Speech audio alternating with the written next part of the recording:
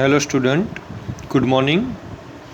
આજનો આપણો ECAની અંદર ટોપિક છે effect of harmonics on motor and remedies leading two energy conservation. Clear? તો અહીંયા આપણે વાત કરીએ તો અહીંયા જે વર્ડ્સ છે એ હાર્મોનિક્સ. ઓકે, તો હાર્મોનિક્સ શબ્દ તમે મશીન સબ્જેક્ટ ક્લિયર એસી મશીનની અંદર સાંભળેલો જ છે. Third harmonic, second harmonic, seventh harmonic. Okay, આ બધા શબ્દ તમે સાંભળેલા જ છે. ક્લિયર? હવે અહીંયા આપણે વાત કરીએ કે આ હાર્મોનિક્સ શું છે.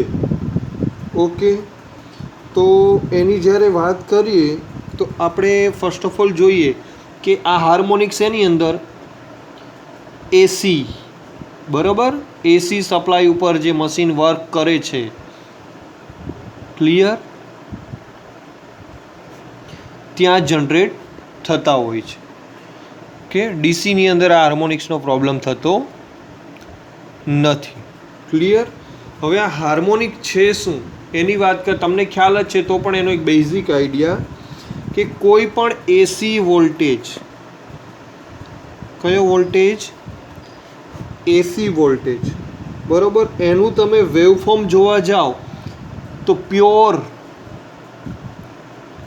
સાઇન વેવ નહીં હોય, બરાબર, પ્યોર સાઇન વેવ નહીં હોય.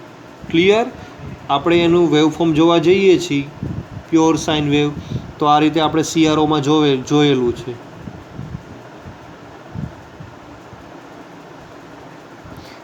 આ બંને કેવું હોય? ઇક્વલ હોય, એની એક સાયકલ થઈ, બરાબર, પ્યોર. તો કોઈ પણ એસી વોલ્ટેજનું તમે જોવા જાઓ તો એ pure sine wave, pure sine wave નહીં હોય. ક્લિયર? બરાબર, એટલે કેવું છે? Non sinusoidal. કેવું હશે? Non sinusoidal. આપણને ખબર છે એસીનો નેચર કેવો છે? સાઇનોસોડલ. પણ પ્યોર સાઇન વેવ નથી એના વોલ્ટેજનું વેવફોર્મ. એ કેવું હશે? Non sinusoidal. કેવું હશે? નોન સાઇનોસોડલ હશે. ઓકે, એ જે નોન સાઇનોસોડલ વોલ્ટેજ જે વેવફોર્મ છે, ક્લિયર, એની અંદર જ હાર્મોનિક્સ શું થાય છે? જનરેટ થાય છે. શું થાય છે? જનરેટ થાય છે. ક્લિયર? આ હાર્મોનિક્સની વાત એટલે ડિસ્ટર્બન્સ, મતલબ જેની ફ્રીક્વન્સી છે, જે વોલ્ટેજની રેન્જ છે, બરાબર, એ મેન્ટેન રહેતી નથી. Non sinusoidal. નોન સાઇનોસોડલ એટલે આ રીતે આ મેક્સિમમ હોય, પાછું મિનિમમ, પાછું અહીંયા મિનિમમ, તો પાછું મેક્સિમમ. મતલબ સાઇન વેવ ખરું પણ પ્યોર સાઇન વેવ નહીં. ઓકે, આ રીતે બની શકે. જ્યારે પ્યોર સાઇન વેવ કેવું હોય છે? આ ટાઈપનું હોય છે.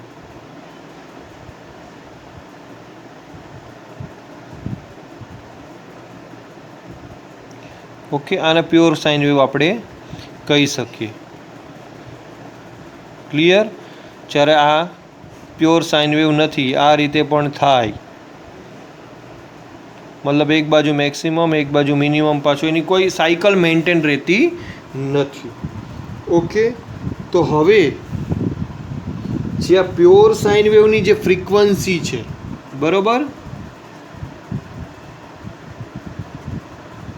કયા સાઇન વેવની? તો કે પ્યોર સાઇન વેવ. આ જે સાઇન વેવની ફ્રીક્વન્સી છે એને શું કહેવાય? તો કે ફંડામેન્ટલ ફ્રીક્વન્સી. શું કહેવાય એને?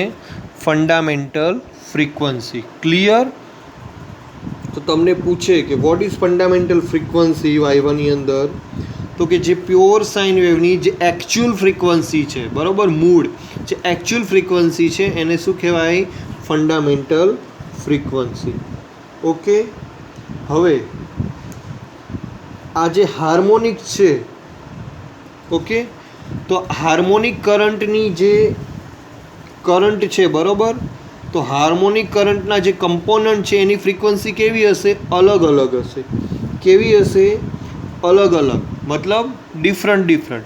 સેમ નહીં હોય. ફ્રીક્વન્સીમાં આપણે ખબર છે number of cycle complete in 1 second, એટલે 1 સેકન્ડમાં આવી 50 સરખી સાયકલ બને.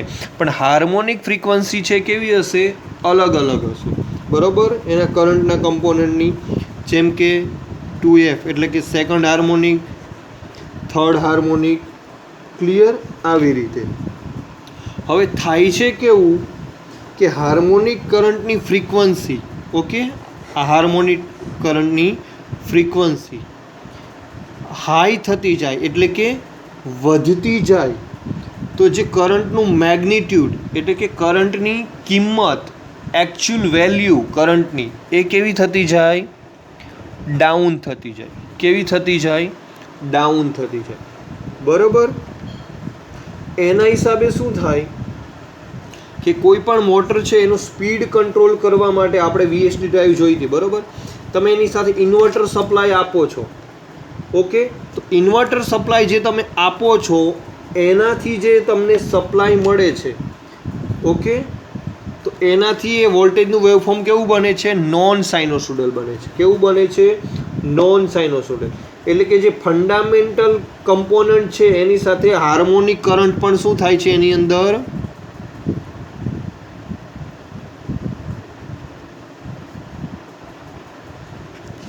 જે પ્યોર સાઇન છે, જે ફંડામેન્ટલ ફ્રીક્વન્સી પ્યોર સાઇન છે, એની સાથે હાર્મોનિક કરંટ પણ શું થાય છે? ફ્લો થાય છે. આપણે VSD ડ્રાઈવમાં જોયું હતું, એક બાજુ રેક્ટિફાયર યુનિટ હતું, પછી ઇન્વર્ટર યુનિટ. તો ઇન્વર્ટરના હિસાબે જે વોલ્ટેજનું વેવફોર્મ છે એ પ્યોર સાઇન રહેતું નથી, એટલે એની અંદર શું થાય છે? હાર્મોનિક કરંટ પણ શું થાય છે? ફ્લો થાય છે. એના હિસાબે શું થાય તો કે જે તમારી આ પર્ટિક્યુલર મોટર છે, શું છે? એની અંદર હીટિંગ વધારે થાય. શું થાય?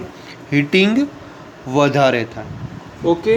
જેમ આપણે VSD ડ્રાઈવ જોઈ હતી, વેરિયેબલ સ્પીડ ડ્રાઈવ, તો એની અંદર તો જે VSD ડ્રાઈવ છે આપણું, બરાબર, એની અંદર મોટરની અંદર તમે જોવા જાઓ તો 5%થી 8% સુધીનું હીટિંગ શું થાય છે?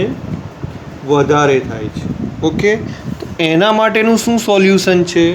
તો કે class F and class M insulator વાળી, ઓકે, ઇન્વર્ટર રેટેડ મોટરનો યુઝ કરવામાં આવે છે. બીજું તો હાર્મોનિક કમ્પેન્સેટરનો જો તમે યુઝ કરો, બરાબર, તો પણ હાર્મોનિક કરંટની વેલ્યુ જે છે એ શું થાય છે? ઘટે છે. અને એનર્જીમાં શું થાય છે? સેવિંગ થાય છે. શું થાય છે? એનર્જીમાં સેવિંગ થાય છે, ક્લિયર? તો આ થઈ ગયું એનર્જી કન્ઝર્વેશન, હાર્મોનિકની ઇફેક્ટ ઘટાડીને.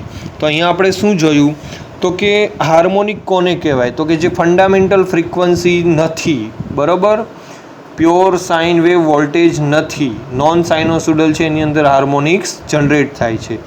જે પ્યોર સાઇન છે એને શું કહીશું આપણે? એની ફંડામેન્ટલ ફ્રીક્વન્સી, ઓકે.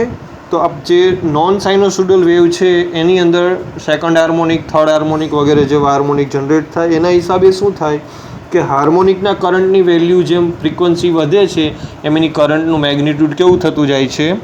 ઓછું થતું જાય છે. એના પરિણામે શું થાય છે કે તમે આજે ઇન્વર્ટર યુઝ કરો છો, બરાબર, ઇન્વર્ટર રેટેડ મોટર્સ, તો એના હિસાબે નોન સાઇનોસોડલ વોલ્ટેજ બને છે અને એના હિસાબે હાર્મોનિકની વેલ્યુ વધતી જાય છે. તમે જોયું VSD ડ્રાઈવમાં ઇન્વર્ટર યુઝ કરીએ છીએ તો એમાં 5 થી 8% જેટલું મોટરની અંદર હીટિંગ વધે છે હાર્મોનિક્સના હિસાબે. તો એના સોલ્યુશન માટે તમે શું કરશો? ક્લાસ F અથવા તો M ઇન્સ્યુલેટેડવાળી ઇન્વર્ટર રેટેડ મોટરનો યુઝ કરો, અથવા તો હાર્મોનિક કમ્પેન્સેટરનો તમે જો યુઝ કરો તો પણ એ ઘટી શકે. તો અહીંયા આપણો આજનો ટોપિક હતો effect of harmonics on motor, એટલે કે હાર્મોનિકની જે મોટર ઉપર શું અસર થાય છે, અને remedies leading two energy conservation, એટલે કે એને ઘટાડીને એનું સોલ્યુશન લાવીને એમાં કઈ રીતે એનર્જીનું સેવિંગ આપણે કરી શકીએ.